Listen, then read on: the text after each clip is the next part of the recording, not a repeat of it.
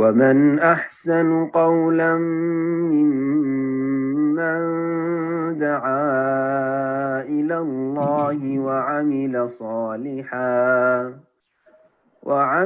صالحا وقال إنني من المسلمين. মোহাম্মদ ইব্রাহিম, আপনি ফোনটা আনমিউট করে নিন, প্রশ্ন করুন। আসসালামু আলাইকুম ওয়া রাহমাতুল্লাহ। ওয়া আলাইকুম আসসালাম ওয়া রাহমাতুল্লাহি ওয়া বারাকাতুহু। শেখ জেদ্দা থেকে বলছি। জি বলেন। শেখ, প্রথমে আমার একটা অনুরোধ, আপনার এই যে জুমের যে প্রোগ্রামটা, এটা যদি একটু আপনার চ্যানেলে যদি একটু দেওয়া যেত তাহলে আমরা পরবর্তীতে এটা শুনতে পারতাম, বা যারা শুনে নেয় তাদেরকে শুনাইতে পারতাম এটা আর কি। কিন্তু এটা পরবর্তীতে অন্য কোথাও পাওয়া যায় না। আপনার চ্যানেলে যদি এটা পরবর্তীতে দেওয়া হয় তাহলে আমাদের জন্য অনেক সুবিধা হইতো আর কি। তো আমার প্রশ্নটা হইতেছে যে সলাতের সময় তো অন্য কোনো কথা বলা হারাম, তো দেখা গেছে অনেক সময় দেখা গেছে আমাদের সলাতের কোনো বিষয় নিয়ে বা কোনো বিষয় নিয়ে হয়তো একটু আফসোস প্রকাশ হলো, তো আমরা কথা বললাম না, কিন্তু আফসোস প্রকাশের পর আমরা মুখ দিয়ে একটা আওয়াজ বের হয়, বা অন্য কোনো ইয়াতে বা কোনো কারণে ব্যথা পাইলাম, তো মুখ দিয়ে একটা আওয়াজ বের হয়ে গেল। এখন এই আওয়াজ বের হওয়ার কারণে কি আমার সলাতের কোনো ক্ষতি হবে? জি, বিসমিল্লাহির রহমানির রহিম, আলহামদুলিল্লাহ ওয়াসসালাতু ওয়াসসালামু আলা রাসূলিল্লাহ ওয়া আলা আলিহি ওয়া সাহবিহি আজমাইন ওয়া বাদ। প্রথম বলছেন প্রশ্নের আগে যে আলোচনাগুলো আমাদের জমে হচ্ছে সেগুলো যদি আমাদের চ্যানেলে দেওয়া হয়তো, তো তাওহীদের ডাক আমাদের যে ভাইরা পরিচালনা করেছেন তাতে তাদের পেজও রয়েছে এবং তাদের ইয়েও রয়েছে, ইউটিউব চ্যানেলও রয়েছে, কিন্তু ইউটিউব চ্যানেলটা অ্যাক্টিভ নয় মনে হচ্ছে। সেই জন্য একরাম ভাইকে বলছি যে এই ক্ষেত্রে উনি একটু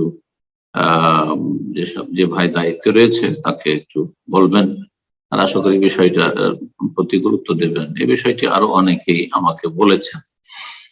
আর যেহেতু আমাদের এখান থেকে এটা রেকর্ডিং হয় না, রেকর্ডিংটা আপনার হচ্ছে ওই নিউ ইয়র্ক থেকে হচ্ছে, সুতরাং সে ভাইরা করলে ভালো হয়। জাযাকুমুল্লাহ খাইর। আর প্রশ্ন করছেন যে সালাত অবস্থায় কথা বললে তো সালাত নষ্ট হবে, কথা বললেও সালাত নষ্ট হবে, আর সালাত পরিপন্থী কোনো কাজ করলেও বেশি কোনো কাজ হরকত যেটা সালাত পরিপন্থী দেখে মনে হয় যে না সালাতে নেই, নামাজ অবস্থায় নেই, তাতে সালাত নষ্ট হয়ে যায়। এই দুটো কথা জেনে নেওয়ার পরে যেটা আসল প্রশ্ন, যে অনেক সময় আমাদের কথা তো বলি না, কিন্তু আক্ষেপ অথবা ভিতর থেকে কোনো একটি আওয়াজ হচ্ছে, তাতে কি সালাতের ক্ষতি হবে? যথাসাধ্য এরকমটা করবেন না, কিন্তু সেটি কথা নয়, কালাম নয়। ধরেন কারো মনোকষ্ট আছে, দুশ্চিন্তা আছে, তো লম্বা শ্বাস নিচ্ছে, অথবা আক্ষেপ প্রকাশ করতে গিয়ে হয়তো একটি সাউন্ড হলো, এতে সালাত নষ্ট হবে না। আল্লাহর সামনে কান্না করা তো শরীয়ত সম্মত, সালাত অবস্থায় কান্না করা সেই হাদিস দ্বারা প্রমাণিত নবী সাল্লাল্লাহু আলাইহি ওয়াসাল্লাম থেকে, সাহাবায়ে কেরাম থেকে। এই ক্ষেত্রেও যথাসাধ্য আওয়াজ খুব বেশি উঁচা না হয়। নবী সাল্লাল্লাহু আলাইহি ওয়াসাল্লামের কান্নাতে ছিল আজিজুন কাজিজুল মিরজালি মিনাল বুকা। নবী সাল্লাল্লাহু আলাইহি ওয়াসাল্লাম অবস্থায় যখন কাঁদতেন তখন তার আওয়াজটি হয়তো যেমন ফুটন্ত পানি যখন ফুটে তখন আপনার পাতিলের ভিতর থেকে বা সা আওয়াজ হয়, এইরকম আওয়াজ হতো। তাহলে শুধু আওয়াজ হলে তাতে সালাতের ক্ষতি নেই, কিন্তু সেটা হাউমাউ করে যেন কান্না না হয়। আর বাকি কথা হলো আক্ষেপ, সেটা যদি সীমা লঙ্ঘন না হয়, সেই ক্ষেত্রে বাড়াবাড়ি না হয়ে যায়, কথার পর্যায়ে না চলে যায়, তাহলে কোনো দোষ নেই। জি, কোনো দোষ নেই, জায়েজ। আল্লাহু আ'লাম। জাযাকাল্লাহ খাইরান। এরপর যা প্রশ্ন করবেন সাবা, আপনি প্রশ্ন করুন। আসসালামু আলাইকুম, আমি বাংলাদেশ ঢাকা থেকে বলছি। জি বলেন। শেখ, আমার প্রশ্ন হচ্ছে, আমরা অনেকেই ছোটবেলায় মহিলাদের কাছে কোরআন পড়েছি, পড়ার পর আমরা তো ওই অশুদ্ধ তিলাওয়াতে নামাজ এতদিন পড়েছি, এজন্য কি আমাদের নামাজটা বাতিল হবে? আর এখন যদি আমরা কোনো কারি বা মসজিদের ইমামের কাছে কোরআনটা শিক্ষা নিতে যাই, এতে কোনো বাধা আছে নাকি? আর দ্বিতীয় আরেকটা প্রশ্ন হচ্ছে যে এত কথা, এত তো প্রশ্ন মনে রাখা যাবে না, তোমাকে এত মনে রাখবো। একটার পর একটা করছেন, আমি তো ভুলে যাবো। জাযাকাল্লাহ খায়ের শেখ। হ্যাঁ, আসলে বোন একের অধিক প্রশ্ন করার সুযোগ নেই। যদি আপনার আরো কোনো জানার থাকে ইনশাআল্লাহ নেক্সট উইকে বা এক সপ্তাহ পরে আবার চেষ্টা করবেন ইনশাআল্লাহ। লিখে রাখুন। জি শেখ। প্রশ্ন করেছেন যে আমরা ছোটকালে কোরআন শিখেছি, মহিলাদের কাছে অশুদ্ধ শিখেছি, তাহলে কি এখন বুঝতে পেরেছি আমাদের সালাতগুলি সব নষ্ট হয়ে গেছে? সালাত অবস্থায় সূরা ফাতিহা শুধু ফরজ। সুতরাং একজন মুসলিমকে ন্যূনতম বা সর্বনিম্ন কমপক্ষে সূরা ফাতিহা শুদ্ধ তেলাওয়াত করতে হবে, বড় ভুল থেকে, লাহানে জালি যেন না থাকে। বড় ভুল বলতে এমন ভুল না হয় যাতে অর্থ পাল্টে যাবে, জের জবর হরকতের ভুল, মাখরাজের এত ভুল যে জিমকে যা পড়ে দিল, আনআম তাকে আনআম তো পড়ে দিল, তাহলে সালাত নষ্ট হয়ে যাবে। না হইলে সালাত নষ্ট হবে না। ইখফা করলো না, এজহার করলো না, গুন্না করলো না, মদ করলো না, এগুলি অলংকার সাজ, এতে ক্ষতি হয় না। তবে এগুলি যত্ন নেওয়া ভালো। কোরআন তেলাওয়াতের ক্ষেত্রে মুস্তাহাব, এই স্তরটা তাজউইদের মুস্তাহাব। তো আসলে অনেকে বুঝেন না, মনে করেন যে আমি তো ইখফা করিনি, ইজহার করিনি, গুনাহ করিনি, তো মদ তো দলিন মদ টানলাম না, এভাবে পড়তাম, তাহলে কি আমার সালাত নষ্ট হবে না। আর সূরা ফাতিহার পর অতিরিক্ত সূরা যদি ভুল হয়, এমনি অতিরিক্ত সূরা পড়াই সুন্নাত, সুতরাং এই সুন্নাত যে নাই পড়ে তাতেও সালাত নষ্ট হবে না। তাহলে ভুল পড়ুক আর নাই পড়ুক সমান, কোনো অসুবিধা নেই। তবে কোরআনে কারীম বেশি বড় ভুল করে যদি অন্যান্য সূরাও পড়ে গুনাহ হবে, গুনাহ অবশ্য হবে, কিন্তু সালাত নষ্ট হবে না। তারপরে মানুষের পক্ষে তাই সম্ভব যেটা তার ক্ষমতায় রয়েছে। লা ইউকাল্লিফুল্লাহু নাফসান ইল্লা উসআহা, মানুষের ক্ষমতার বাইরে আল্লাহ দায়িত্ব দেন না।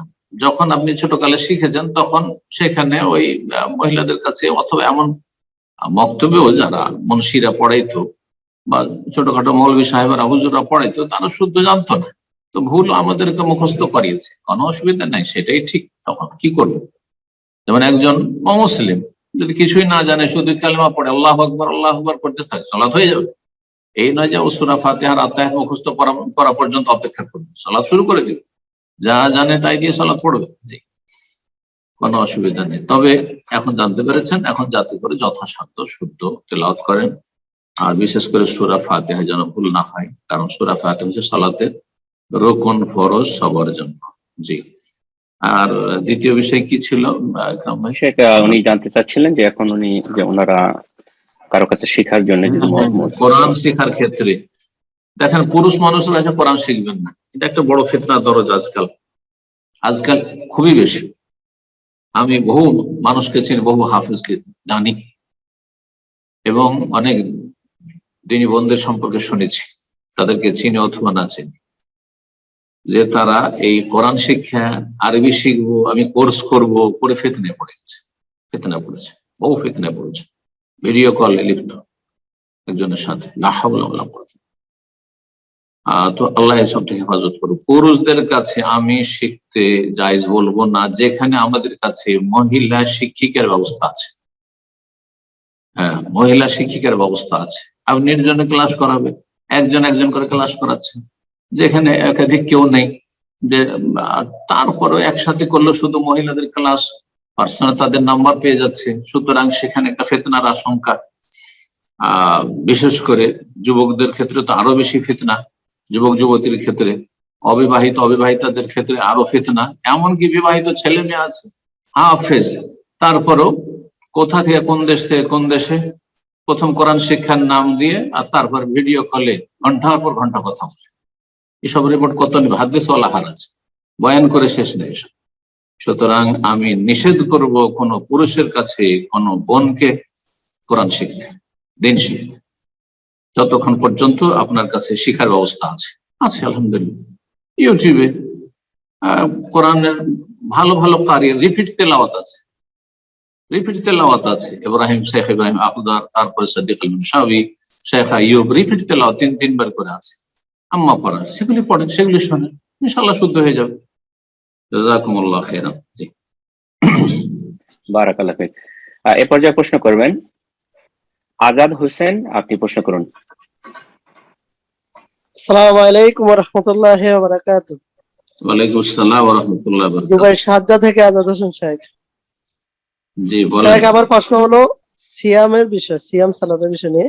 আমাদের অনেক ভাই দেখা যায় সিয়াম রাখেন, সালাত আদায় করেন না, এমনকি বাজে সিয়াম রাখা অবস্থা বাজে ভিডিও দেখেন, নাটক, গান, সিনেমা, এই বিষয় নিয়ে একটু যদি নসিহতমূলক কিছু উপদেশ দিতেন। আসসালামু আলাইকুম ওয়া রাহমাতুল্লাহ, জাযাকাল্লাহু খাইরান, বারাকাল্লাহু ফীক। অনেক মুসলিম ভাই বোন রয়েছেন যারা সিয়াম পালন করে, রোজা রাখে, কিন্তু সালাত পড়ে না, নামাজ পড়ে না, তাদের সম্পর্কে, অথবা সিয়াম পালন করে, রোজা রাখে, কিন্তু নোংরা ছবি দেখে বা নোংরা ফিল্ম দেখে। জি, আল্লাহ তাদের হেদায়েত দান করুন। প্রথম কথা বলছি, দোয়া করি। যদি কোন ব্যক্তি সালাত পড়ে না, ফরজ সালাত 5 ওয়াক্ত পড়ে না, আর সিয়াম পালন করে, রোজা রাখে, তার রোজা কবুল হবে না, হজ কবুল হবে না, ওমরা কবুল হবে না, যাকাত কবুল হবে না, দান সাদকা কবুল হবে না, কোনো নেকি কবুল হবে না, কোনো নেকি কবুল, আখিরাতে কিছুই পাবে না। কারণ কাফের অবস্থায় কেউ যদি ভালো কাজ করে, দুনিয়ায় আল্লাহ কিছু দিয়ে তাকে তাড়িয়ে দেবেন রহমত থেকে, যে যা তুই কিছু ভালো কাজ করিস নিয়ে যা। যেমন অমুসলিমদের জনকল্যাণমূলক কাজের ক্ষেত্রে এইরকমটা আল্লাহ রাব্বুল করেন, ঠিক তেমনি মুসলিম সমাজের যারা ঈমান ভঙ্গকারী, পাপে লিপ্ত আর বেনামাজি, ঈমান ভঙ্গ করলো, যে 5 ওয়াক্ত সালাত পড়ে না, সে তার ঈমানকে নিজেই নষ্ট করলো, সুতরাং তার ফরজ নফল কিছুই কবুল হয় না। আল্লাহ হেদায়েত দান করুন। তাদের এই সিয়াম পালনে কোনো লাভ নেই, তাদেরকে বলবো আগে সালাত ঠিক করো, আল্লাহর কাছে তওবা করে ফিরে আসো, আর তার সাথে সাথে সিয়াম শুরু করো, তার সাথে সাথে সিয়াম শুরু করো, যাতে দুটোই কবুল হয় আর তোমার লাভ হয়। কি জন্য তুমি সিয়াম পালন করছো? হ্যাঁ, তুমি ডায়েট কন্ট্রোল করার জন্য, শরীর সুস্থ রাখার জন্য। সুস্থতার মালিক আল্লাহ, আল্লাহ সুস্থ রাখবেন না? আল্লাহ তার আযাব গজব দিয়ে ধ্বংস করে দেবেন। আল্লাহ হেদায়েত দান করুন। অথবা দেখা দেখি করছেন সমাজে সবাই রোজা রাখছে, সেজন্য রোজা রাখছেন, মোটেই না। বাকি কথা হলো, সিয়াম অবস্থায় যদি কেউ ব্লু ফিল্ম দেখে, সিয়াম নষ্ট হবে না, সিয়ামের নেকি ফরজ আদায় হয়ে যাবে, নেকি পাবে, কিন্তু নেকি কমতে কমতে অনেক কমে যাবে, অনেক কমে যাবে। সিয়াম ভঙ্গকারী, রোজা ভঙ্গকারী বিষয়ের অন্তর্ভুক্ত কোনো কাবিরা গুনাহ নাই। কাবিরা গুনাহ করলে সিয়াম দুর্বল হবে, অর্থাৎ সিয়াম রোজা পরিপন্থী বিষয়গুলি দুই ভাগে বিভক্ত। কিছু আছে যেগুলোতে সিয়াম দুর্বল হয় কিন্তু নষ্ট হয় না, আর কিছু বিষয় আছে যাতে সিয়াম নষ্ট হয়ে যায়। যেমন পানাহার করলে সিয়াম পুরোই নষ্ট হয়ে যাবে, স্ত্রী সহবাস করলে অথবা হস্তমৈথুন করলে সিয়াম নষ্ট হয়ে যাবে, ইচ্ছা করে বমি করলে সিয়াম নষ্ট হয়ে যাবে। কিন্তু সিয়াম অবস্থায় কেউ যদি কাবিরা গুনাহ করে, সুদ খায়, ঘুষ খায়, বেঈমানি করে, জুলুম করে, মারামারি করে, ব্লু ফিল্ম দেখে, তাতে সিয়াম নষ্ট হবে না, কিন্তু দুর্বল হয়ে যাবে। মান লাম ইয়াদা কাওলা যুর ওয়াল আমালা বিহি ফালাইসা লিল্লাহি হাজাতুন ফি আন ইয়াদা তা'আমাহু ওয়া শারাবাহু। যে ব্যক্তি মিথ্যা কথা ছাড়লো না, মিথ্যা আচরণ ছাড়লো না, সেই ব্যক্তি যদি এই অবস্থায় সিয়াম পালন করে, তাহলে আল্লাহ এই সিয়ামের কোন প্রয়োজন মনে করেন না। সে খাক আর নাই খাক, পানাহার করুক আর নাই করুক, রোজা রাখুক আর নাই রাখুক, তার মানে এই নয় যে রোজা একেবারে কবুল হবে না, বরং সেই সিয়ামের কোন উপকারিতা পাবে না। আর সেই ব্যক্তির যে সিয়ামের ফজিলত রয়েছে, সে ফজিলতগুলি হাসিল করবে। জাযাকুমুল্লাহ খাইর। বারাকাল্লাহু ফিক। এ পর্যায়ে প্রশ্ন করবেন বিনতে মুহাম্মদ, আপনি প্রশ্ন করুন।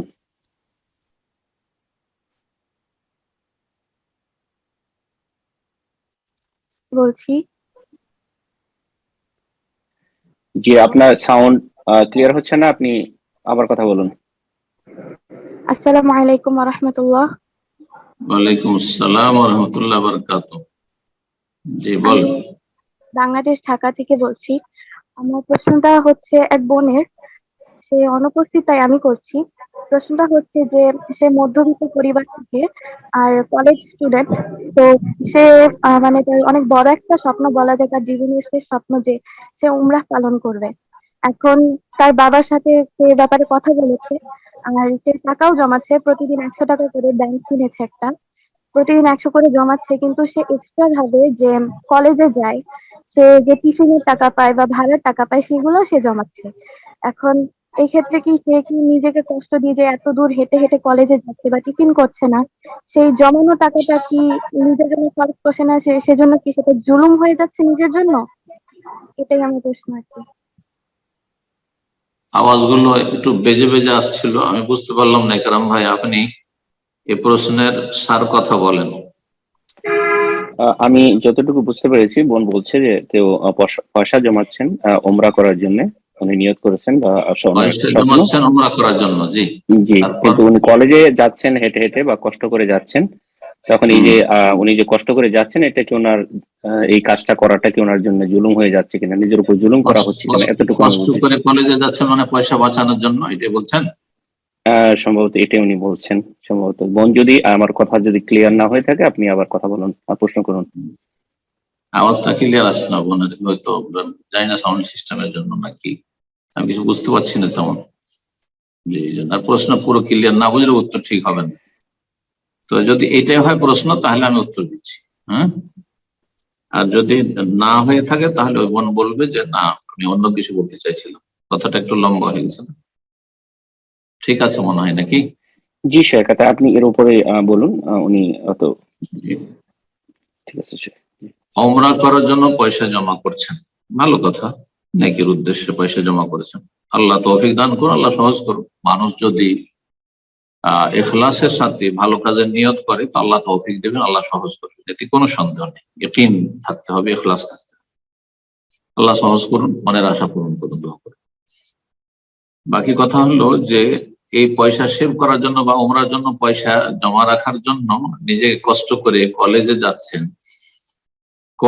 যাচ্ছেন, সেটার দূরত্ব কত এবং সেটা কি হেঁটে যাওয়া সম্ভব? যদিও হয় যে 2-4 কিলোমিটার হাঁটতে পারছে, তাহলে তো অসুবিধা নেই, হাঁটছে, ভালো কথা, এমন কিছু নাই, এটা নিজের উপরে জুলুম করা নাই। বরং আজকাল এমনিতে মানুষ ঘন্টার পর ঘন্টা হাঁটছে, সকালে হাঁটছে 1 ঘন্টা, সন্ধ্যাবেলা হাঁটছে 1 ঘন্টা সুস্থ থাকার জন্য, তা হাঁটতে বললে বলো। আমরা কত হেঁটেছি, সে 10 কিলোমিটার হেঁটে ওই গ্রাম অঞ্চল থেকে হাঁটে এসেছি, হ্যাঁ, আবার ফিরে চলে এসেছি, 10 কিলোমিটার হেঁটে এসেছি, 10 কিলোমিটার হেঁটে গেছি। আজকাল কল্পনা করতে পারেন আজকালকার লোকের, শুধু ওরা যারা আক্রান্ত, সুগারে আক্রান্ত, প্রেশারে আক্রান্ত, কোলেস্ট্রলে আক্রান্ত, তারাই শুধু হাঁটাহাঁটি করছে। বাকি মানুষ মনে করে যে পয়সা আছে, সুতরাং কার না হলে কমপক্ষে রিক্সা, হ্যাঁ, 5 মিনিট লাগবে না হেঁটে যেতে, তাও রিক্সা অথবা নিজের কার অথবা হন্ডা ইত্যাদি। তো যাই হোক, এইরকম যদি হাঁটা রাস্তা হয় তাহলে ঠিক আছে, কিন্তু কেউ যদি হেঁটে হেঁটে, যেমন হেঁটে হেঁটে কেউ উমরা করতে আসছে, হেঁটে হেঁটে কেউ হজ করতে আসছে, হেঁটে হেঁটে যাচ্ছে, মানে এত বেশি যে যেটা তার জন্য, তার শরীরের জন্য কষ্টকর, তাহলে এটা অবশ্যই জুলুম করা। হ্যাঁ, এটা অবশ্যই জুলুম করা শরীরের উপর, সেটা চলবে না। কিন্তু আমার মনে হয় না যে এরকম উদ্দেশ্য। হাঁটার রাস্তা যদি হয়, আবার বলছি 2-4-5 কিলোমিটার সে হাঁটতে পারে, তাহলে অসুবিধাটা কি? আমি হয়তো 5 কিলোমিটার হাঁটতে পারবো, 4 কিলোমিটার হাঁটতে পারবো, কিন্তু সবার মেজাজ ওই রকম নেই। অনেকে আছে না 10 মিনিট হাঁটবে না, যে না না এত দূর হাঁটা যাবে না, অলস। কথা হচ্ছে যে যদি হাঁটার রাস্তা হয় কোনো অসুবিধা নেই, যে এই সময়টায় রিক্সায় আমি 50 টাকা নিয়ে নেবে, আমি 50 টাকা রিক্সায় না দিয়ে আমি 3 কিলোমিটার হেঁটে চলে যাবো, কোনো অসুবিধা নেই, জায়েজ রয়েছে। বাস রাস্তা নিরাপদ হইতে হবে, আর তারপরে শিক্ষাঙ্গন নিরাপদ হইতে হবে, সহজ শিক্ষা থেকে বেঁচে থাকতে হবে, আল্লাহ বাঁচিয়ে রাখুক আর আল্লাহ হেফাজত করুক। এই ক্ষেত্রে আর কি বলবো, আল্লাহ হেফাজত করুক। আল্লাহ রাব্বুল আলামিন মুসলিম যারা নেতৃস্থানীয় ব্যক্তি, যাদের হাতে দেশের চাবিকাঠি রয়েছে আর শিক্ষা দপ্তর রয়েছে, তাদেরকে আল্লাহ পুরোপুরি হেদায়েত দান করুক এবং তাদেরকে ইসলাম সর্বস্তরে পালনের তৌফিক দান করুক। আল্লাহ রাব্বুল আলামিন সকলকে হেদায়েত দান করুক। জি, আমিন। এরপর যা প্রশ্ন করবেন হামিজউদ্দিন এস কে, আপনি প্রশ্ন করুন।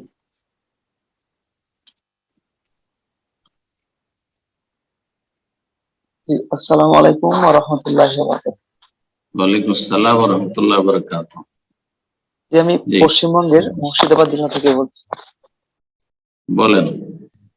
হ্যাঁ, তো আমি একটা আপনার কাছে প্রথমে মাপ চাইছি। আমি একটা অন্য বিষয়ে প্রশ্ন করব, মানে কয়েকদিন যাবত আমি চেষ্টা করছি, কিন্তু আজকে লাইন পেয়েছি। দেখ, বিষয়টা হচ্ছে যে আমি একটা বই পড়ছিলাম যে আমাদের নবী মানে আমাদের আল্লাহকে স্বচক্ষে মানে স্বপ্নে দেখেছে। একটা হাদিসে বলছে, হাদিসটা হচ্ছে আপনার শুধু শুধু নবী কেন বললেন? আপনি নবী বলছেন, সাল্লাল্লাহু আলাইহি সাল্লাম বললেন না কেন? হ্যাঁ, হ্যাঁ, জি আমি আর এই একবার বলা তো কমপক্ষে জরুরি। জি, আচ্ছা জি, সাল্লাল্লাহু আলাইহি সাল্লাম, হ্যাঁ। তো আমাদের আমি দেশীয় বক্তারা নবীজি বলেছেন, নবী বলেছেন, এইসব ঠিক নয় আসলে। হ্যাঁ, আর কিছু এই আকীদার দাবিদার বক্তাও হ্যাঁ নবী বলেছেন। কেন নবী বলেছেন? নবী সাল্লাল্লাহু আলাইহি সাল্লাম। জি, 10 বার রহমত নাজিল হবে আপনার উপর, আমার উপর। জি, সাল্লাল্লাহু আলাইহি ওয়াসাল্লাম। হ্যাঁ, তো রাসূলুল্লাহ সাল্লাল্লাহু আলাইহি সাল্লাম বলেন যে আমি আমার মহান প্রভুকে সর্বোত্তম আকৃতিতে স্বপ্নে দেখেছি। এটা হচ্ছে আপনার তিরমিজি হাদিস একটা, একটু শুনবেন, হ্যাঁ, তারপর বলবেন। এটা হলো, তারপরে আরেকটা হাদিস বলছে যে আয়েশা রাদিয়াল্লাহু আনহা বর্ণনা করছেন যে তিনি বলেন, যে ব্যক্তি বলবেন মুহাম্মদ সাল্লাল্লাহু আলাইহি সাল্লাম স্বয়ং রবকে দেখেছেন, সে মিথ্যা বলল। আরেকটা হাদিস আছে যে তিনি বলছেন, একটু আসল বলেন। প্রশ্ন বলেন, আমি হাদিস সব জানি আলহামদুলিল্লাহ। যেগুলো আচ্ছা, যে বেশ। বিষয় হাদিস জি, বলতে চাইছেন হ্যাঁ। সবগুলি তো পরস্পর বিরোধী হাদিস জানি। আপনার হ্যাঁ, প্রশ্নটা বলে যে দেন ব্যাস। হ্যাঁ, আমি আমার মহান রবকে সর্বোত্তম সুরতে দেখেছি। জি, এটা বলছে তিনটা হাদিস কি পরস্পর বিরোধী না একটু একসঙ্গে, একটু বুঝিয়ে বলবেন দাদা? কোন বিরোধ নাই। নবী সাল্লাল্লাহু আলাইহি ওয়াসাল্লাম বলেছেন, রাআইতু রাব্বি ফি আহসানি সূরা, আমার রবকে আমি সবচেয়ে সুন্দর আকারে দেখেছি। সূরা বলেছেন। জি, তো আল্লাহর আকার আছে। জি, আল্লাহ রাব্বুল আলামিনকে সবচেয়ে সুন্দর আকারে দেখেছি, আকৃতি দেখেছি, এই কথা বলছেন রাসূলুল্লাহ সাল্লাল্লাহু আলাইহি ওয়াসাল্লাম। দেখেছেন কিসে? স্বপ্নে দেখেছেন।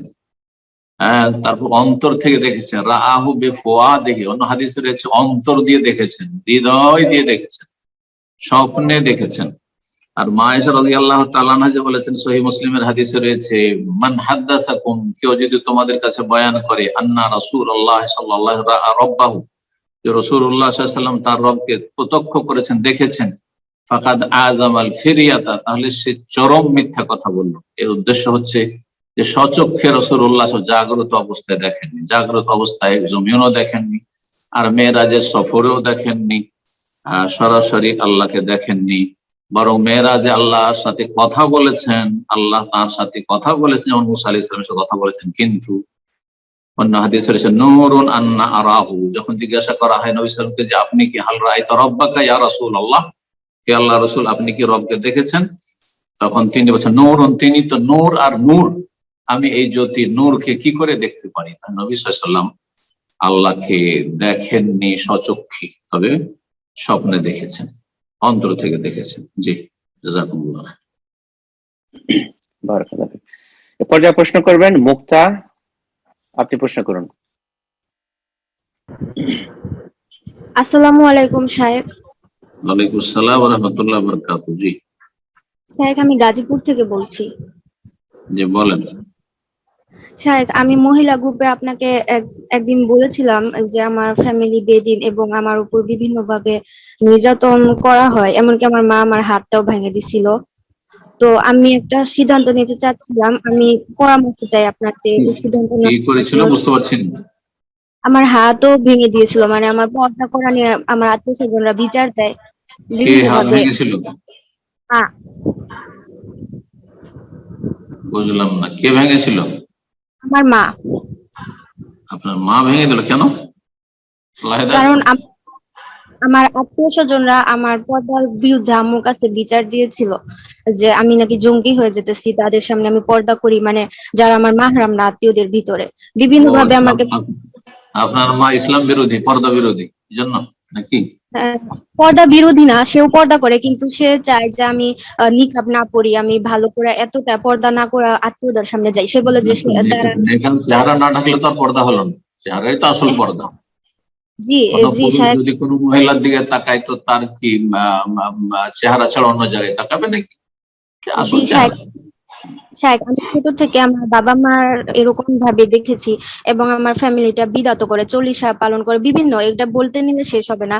তো আমি একটা সিদ্ধান্ত নিতে চাচ্ছিলাম, যেটা আমি আপনার পরামর্শ চাই যে এই সিদ্ধান্ত নেওয়া আমার ঠিক হবে কিনা। কি সিদ্ধান্ত? শায়েখ, আমাকে বাধ্য করা হয়েছে, আমি সহশিক্ষায় মানে অর্জন করছি, আমি মাদ্রাসায় ভর্তি হতে চাইছিলাম, 2 বছর যাবত আমাকে ভর্তি করে নাই। তো এখন আমার সামনে অ্যাডমিশন, আমি চাচ্ছিলাম যে মেডিকেলে খুব ভালো করে প্রিপারেশন নিয়ে মেডিকেলে কোনোভাবে যদি টিকতে পারি, তারপরে তারা এই জায়গায় হচ্ছে আমাকে ছাড় দিবে, আমি আমার পছন্দ মতো দিনই কোনো ছেলেকে হয়তো বিয়ে করতে পারি, সুযোগটা পাইতে পারি। তো তারপরে যদি বিয়েটা করতে পারি, তারপরে আমি মেডিকেলে পড়বো না, সেটা আমি ছেড়ে দিব। তো এই সিদ্ধান্তটা কি আমার নেওয়া ঠিক হবে? তখন আমার তারপরে আমার স্বামীর হক থাকবে, সে যা বলবে আমি সেটাই শুনবো। দিনই কাউকে বেছে নিতে পারলে আমি এরকম ভাবতেছি যদি আমার হায়াত থাকে। সংক্ষেপে সংক্ষেপে সংক্ষেপে বুঝতে পারছি। জি, আহ, হয়েছে। জি সেটা অনেক লম্বা প্রশ্ন হয়ে গেছে, সম্ভবত এটাই ওনার প্রশ্ন মনে হয়। বিষয়টা বোঝা যাচ্ছে যে মায়ের বা পরিবারের জুলুম অত্যাচার আছে বোনের উপর, আল্লাহ সহজ করুন এবং মা বাবাকে বোঝার তৌফিক দান করুন। তাদের দিন সম্পর্কে ধর্ম সম্পর্কে অজ্ঞতা আছে। আসলে বাপদাদা থেকে পাওয়া ধর্ম তারা পালন করে, হয়তো ধর্ম পালন করে, কিন্তু আসলে অধিকাংশ মুসলিমরা যেটা বাপদাদা থেকে পূর্বপুরুষ থেকে পেয়েছে সেটাকে ধর্ম মনে করে। কোরআন এবং হাদিস থেকে যে ধর্ম নিতে হবে, দিন নিতে হবে, এটা জানে না অধিকাংশ মুসলিমরা, কারণ দিন চর্চা করে না। আর এই মনকে আল্লাহ তৌফিক দান করেছেন কোরআন সুন্নাহ চর্চা করার, এটি সৌভাগ্য। আল্লাহ রাব্বুল আলামিনের কাছে দোয়া করে আল্লাহ আরো বেশি তৌফিক দান করে, সমস্ত অনিষ্ট বালা মুসিবত থেকে আল্লাহ হেফাজত করে। এরকম যে কোনো ভাই বোনদের, অনেক ভাইয়েরাও জুলমের শিকার, বাপ ভাই। তো এরকম হয়েই থাকে। নবী সাল্লাল্লাহু আলাইহি ওয়াসাল্লাম সাহাবায়ে কেরামদের উপর কত জুলম হয়েছে, স্বয়ং রাসূলুল্লাহ সাল্লাল্লাহু আলাইহি ওয়াসাল্লামের উপর কত জুলম অত্যাচার করেছে। চাচা আবুল্লাহ কট্টর শত্রু, আর আত্মীয় স্বজন কত শত্রু। আল্লাহু আকবার। তো আলহামদুলিল্লাহ, এটি আম্বিয়া রাসূলগণের সুন্নাত। সবর করতে হবে, ধৈর্য ধারণ করতে হবে, উত্তম বদলা পাওয়া যাবে আল্লাহর কাছে এবং উত্তম বিকল্প আল্লাহ দেবেন। এখন পরামর্শ চেয়েছেন অথবা সিদ্ধান্ত নিতে চেয়েছেন যে আমি মেডিকেলে যেতে চাই, মাদ্রাসায় পড়তে দিল না। মেডিকেল পড়তে পারেন যদি ফিতনা থেকে বেঁচে থাকেন, গুনাহ থেকে বেঁচে থাকতে পারেন, নিজের মান ইজ্জত রক্ষা করতে পারেন, ইজ্জত আবুর হেফাজত করতে পারেন, তাহলে মেডিকেলে যান, যেতে পারেন। আমি উৎসাহিত করব না, কিন্তু বাধাও দেব না। হতে পারে সেটা আপনার জন্য কল্যাণকর হতে পারে। এই ক্ষেত্রে প্রথম পরামর্শ ইস্তেখারা করেন, 2 রাকাত সালাত পড়ে খুশুর সাথে আল্লাহর কাছে দোয়া করেন যে আল্লাহ আমি এই সিদ্ধান্ত নিতে চাইছি, আল্লাহ এতে যদি কল্যাণ থাকে তাহলে আমাকে তৌফিক দাও, সহজ করে দাও, আর যদি এতে অকল্যাণ থাকে তাহলে এটা আমার থেকে ফিরিয়ে দাও, আমাকে তা থেকে ফিরিয়ে দাও। যে ইস্তেখারা দোয়া রয়েছে সেই দোয়াটি পাঠ করবেন 2 রাকাত সালাত পড়ে। আর তারপরে যেটা ভালো মনে হয় সেটা করে ফেলবেন ইনশাআল্লাহ। আল্লাহ অনুতপ্ত করবেন না, লজ্জিত করবেন না, আল্লাহ হয়তো ভালো করবেন। আল্লাহ রাব্বুল আলামিনের কাছে দোয়া করে আল্লাহ সহজ করুন। নিষেধ করব না লেখাপড়াতে, কিন্তু শর্ত হচ্ছে যে ফিতনা মুক্ত জীবন যাপন করতে হবে। অনেকে লেখাপড়া না করে বাড়িতে অবসর থেকে আরো পাপে ডুবে যায়। সেজন্য যতদিন বিয়ে না হয়েছে ততদিন নিজেকে ব্যস্ত রাখা ভালো কাজে বা জায়েজ কাজে ব্যস্ত রাখা, গুনাহ থেকে বাঁচার জন্য, এটাও ভালো কাজ। আল্লাহ তৌফিক দান করুন, আল্লাহ সহজ করুন। আমিন। প্রশ্ন করবেন শারমিন বিনতে সাইফুল, আপনি প্রশ্ন করুন। আসসালামু আলাইকুম শেখ। ওয়ালাইকুম আসসালাম ওয়া রাহমাতুল্লাহি ওয়া বারাকাতুহু। আমি বাংলাদেশ রাষ্ট্রীয় করছিলাম একজন দিনী বোনের পক্ষ থেকে। কারো পক্ষটুকু দরকার নেই, আপনি নিজেরটা বলেন। জি, এটা বলার কোনো প্রয়োজন নেই, এত সময় নষ্ট হচ্ছে। যে ওনার স্বামী আর্থিকভাবে স্বাবলম্বী না এবং ওনার স্বামী প্রবাসীতে থাকে, ওনার বাসায় থাকার মতো পরিস্থিতি নয়। এক্ষেত্রে বোনটি ওনার বাবার বাসায় থাকে, কিন্তু ওনার বাবা হচ্ছে হারাম উপার্জনে লিপ্ত।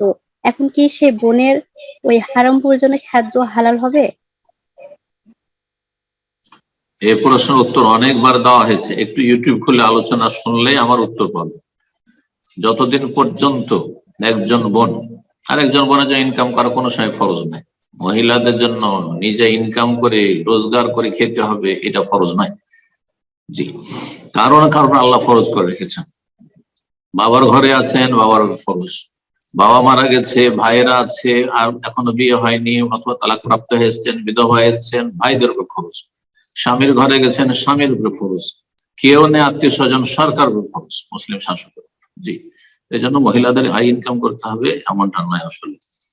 তো যে বিষয়টি বলছিলেন, আসল প্রশ্নের দিকে যাই বা প্রশ্নের উত্তরের দিকে যাই, সেটা হচ্ছে যে বাপ হারাম ইনকাম করে, এখন মেয়ে কি সে বাপের হারাম ইনকাম থেকে খেতে পারবে?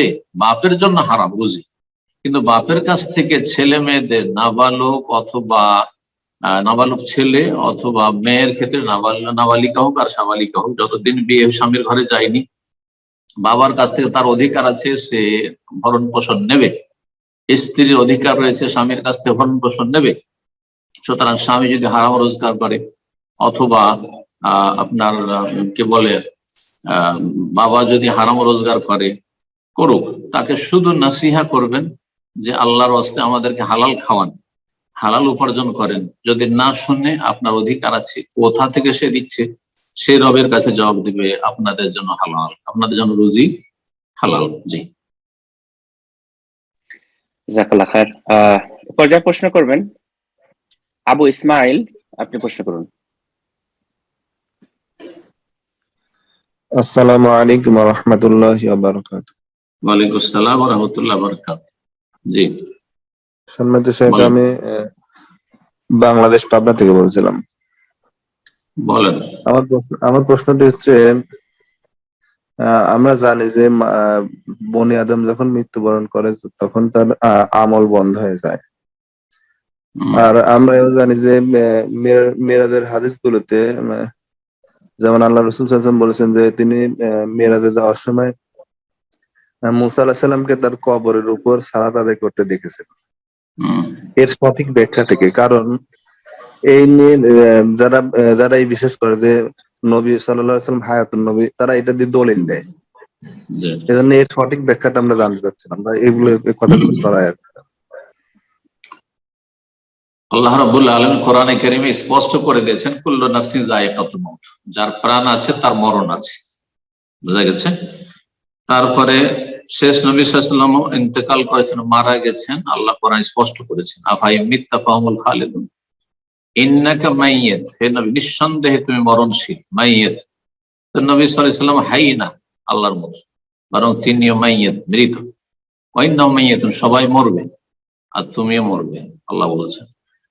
তো যদি কোন ঘটনা সামনে রেখে কেউ যদি এই স্পষ্ট আয়াত অস্বীকার করে, আয়াতগুলি হচ্ছে আয়াতুল মুহকামাত, কোরআন স্পষ্ট আয়াত, আর এই বিষয়গুলি হচ্ছে এমন যেগুলির ব্যাখ্যা আছে সেটা পরে বলছি, যেগুলি আয়াতের সামনে মুতাশাবিহাত, তাহলে মুতাশাবিহাতের পিছনে অস্পষ্ট পিছনে পড়া, স্পষ্ট বাদ দিয়ে এটি হচ্ছে পথভ্রষ্টদের লক্ষণ।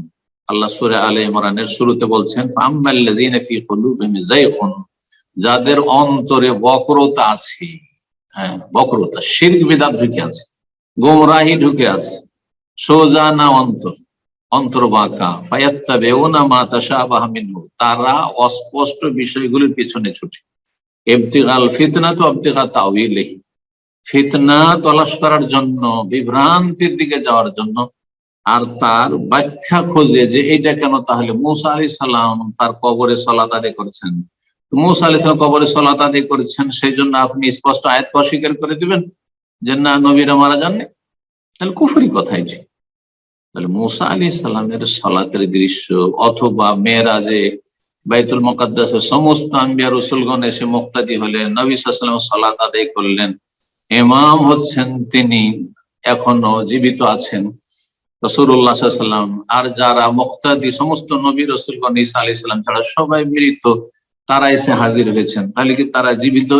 এর থেকে বলবেন এগুলো মুতাশাবিহ, অস্পষ্ট। এগুলোর ব্যাখ্যা হচ্ছে যে এটা হচ্ছে পারলৌকিক জীবন, এবং পারলৌকিক জীবনটাকে আল্লাহ রাব্বুল এইভাবে এই সময়টায় দেখিয়েছেন, এই সময়টা আল্লাহ রাব্বুল আলামিন এইভাবে দেখিয়েছেন। আল্লাহ রাব্বুল আলামিন আলা কুল্লি শাইইন কাদির, সবকিছুর উপর ক্ষমতাবান। যে আল্লাহ রাব্বুল আলামিন ইল্লিনে রেখেছেন আম্বিয়া রাসূলগণ বা মুমিনদের আত্মাকে, আল্লাহ চাইলে তাদেরকে নিয়ে এসে কোথাও দেখিয়ে দিতে পারেন, যেমন মেরাজ আল্লাহ দেখিয়েছেন যে একসাথে সবকে জমিয়ত করে দিয়েছেন।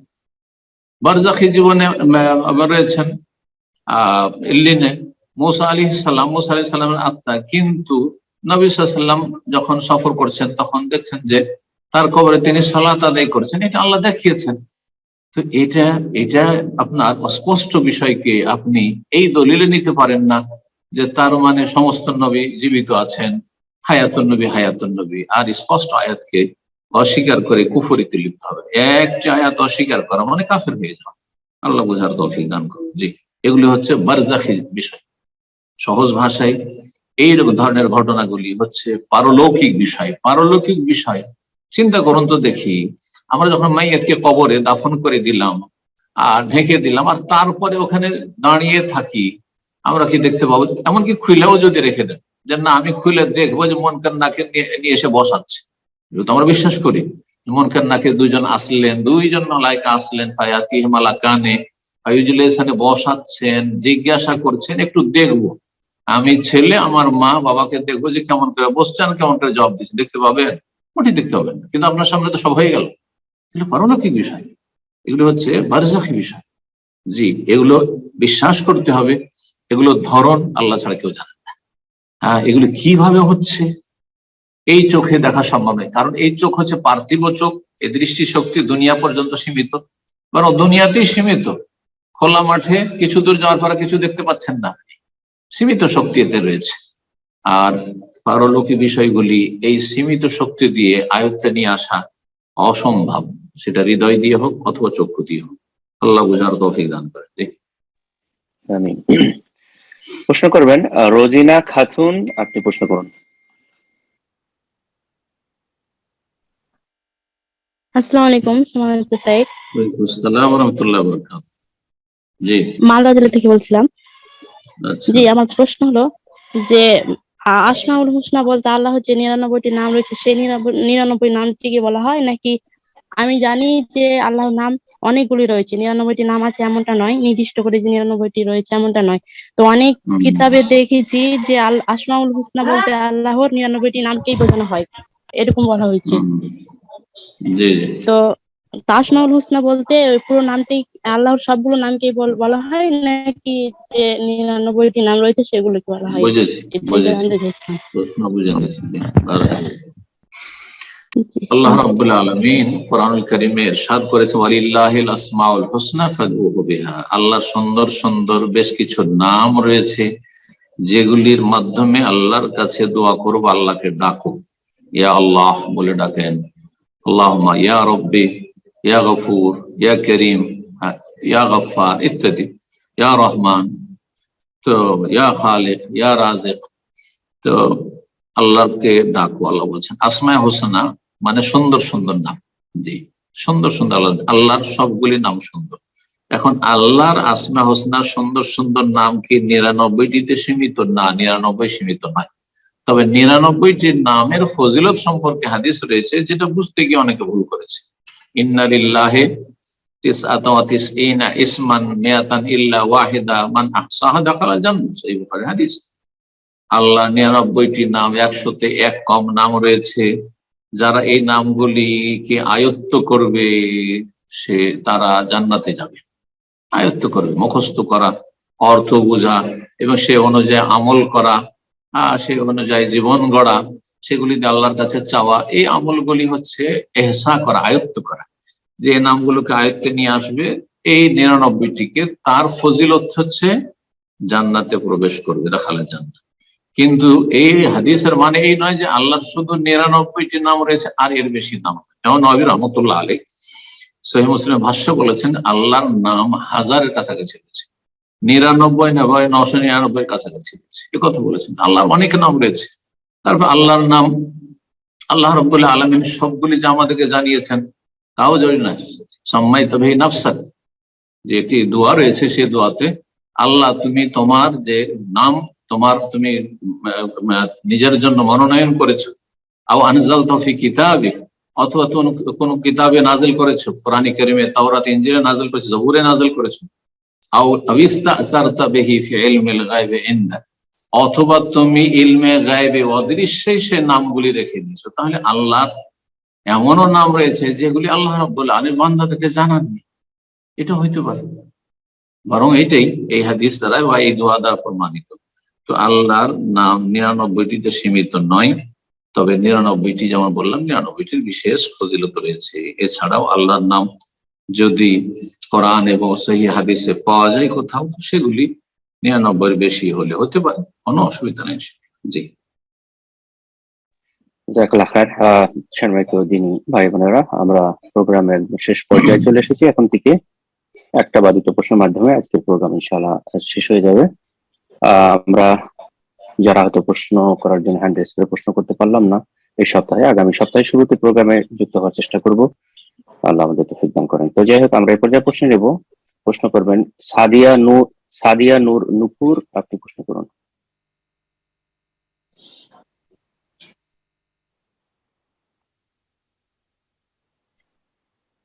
জি, আপনার ফোনটা আনমিউট হয়েছে, আপনি প্রশ্ন করুন। জি, ফোনটা আনমিউট হয়েছিল, আপনি জি এখন প্রশ্ন করুন।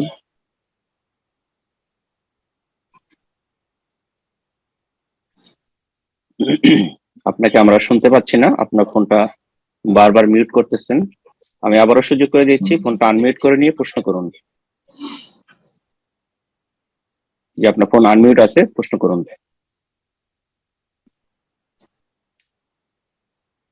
সম্ভবত ওনার নেটে প্রবলেম হচ্ছে, তো আপনার নেটটা চেক করে নেবেন ইনশাআল্লাহ পরবর্তীতে। তো এই পর্যায়ে আমরা আরেকজনকে সুযোগ করে দিই, প্রশ্ন করবেন। জয়গুন খাতুন, আপনি প্রশ্ন করুন। আসসালামু আলাইকুম সম্মানিত সাহেব। ওয়ালাইকুম আমি আসসালাম ওয়া রাহমাতুল্লাহি ওয়া বারাকাতুহু। জি, আমি পশ্চিমবঙ্গের জলপাইগুড়ি জেলা থেকে বলছি। আমি বলছিলাম যে ফরজ রোজা যদি কাজা থাকে এই অবস্থায় কি নফল রোজা দেওয়া যাবে?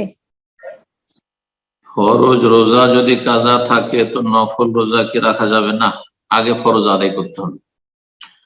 বিশেষ করে এই সময়টাই, সময় কাছে চলে এসছে। যদি যথেষ্ট সময় আছে, 11 মাস ধরেন, নফল সিয়ামের মধ্যে হচ্ছে সওয়ালের সিয়াম, রমজান পরে সওয়ালের, তারপরে আপনার জিলহজের আপনার প্রথম 9 দিনের বা আরাফার সিয়াম, মহরমের আশুরার সিয়াম, এগুলি ফরজ রোজা থাকতে রাখা যাবে কিনা, এই ক্ষেত্রে দুটি মত রয়েছে। একদল বলছেন না, আগে ফরজ রেখে তারপরে 6 সওয়াল, তাহলে 6 সওয়ালে যদি না চলে এগুলো চলবে না তাদের কাছে। শাইখুল ইসলাম রাহিমাহুল্লাহ এর উপর খুব জোর দিয়েছেন, এরকম বেশ কিছু আরো বলা। কিন্তু আর একটি মত হচ্ছে যে যদি যথেষ্ট সময় থাকে তাহলে আরাফার সিয়াম, আশুরা আর 6 সওয়াল এগুলো রেখে নিলেন। কারণ আশুরার দিনে রাখতে হবে, আরাফার দিনে রাখতে হবে, আর সওয়ালের এই 6টি সওয়াল মাসের ভিতরে রাখতে হবে। আর কাজার জন্য 11 মাস সময় রয়েছে। মা আয়েশা রাদিয়াল্লাহু তাআলা আনহা শাবান মাসে এসে কাজা করতেন। কিন্তু এই যে সময়টা এখন মাত্র কয়েকদিন বাকি আছে, এই সময় কেউ নফল শাবানে রোজা রাখবে অথচ তার ফরজ রোজা বাকি আছে, তাকে বলুন জায়েজ না, আপনার জন্য জায়েজ নয়, কারণ সময় এখন শেষ হয়ে আসছে। এইভাবে যদি সময় পার করে দেন আর ফরজ কমপ্লিট না করতে পারেন তো গুনাহগার হবেন আপনি। গত বছরের বা গত রমজানের ফরজ থেকে গেছে। আশা করি বিষয়টি বুঝতে পেরেছেন। জাযাকাল্লাহ খায়ের শেখ। শেখ, অনেক সময় হয়ে গেল, আজকে এখানে শেষ করা যাক। ঠিক আছে, ঠিক আছে ইনশাআল্লাহ। শেখ, তার শেষ করার পূর্বে একটা বিষয় আমাদের কেউ এক ভাই আপনার কাছে জানতে চেয়েছেন যে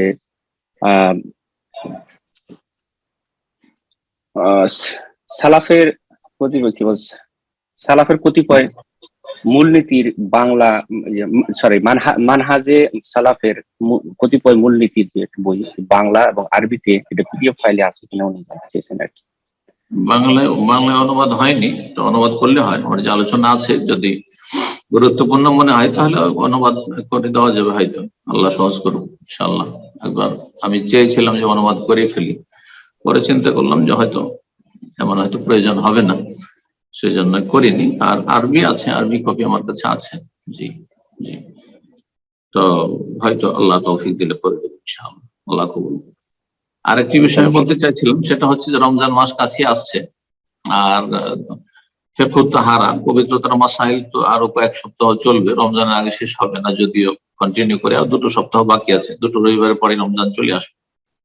তো আমরা কি এই সময়টাই শুরু করতে পারি ফিকহুস সিয়ামের মাসায়, রোজার মাসায়? কারণ রমজান মাসে হয়তো পেলেও আমরা 3-4টা সপ্তাহ পাবো, তো 3-4 সপ্তাহে রোজার জরুরি মাসাইল গুলি হয়তো জানা হবে না, আর কিছু কিছু বিষয় রয়েছে রমজান শুরু হওয়ার আগে জেনে নেওয়া জরুরি।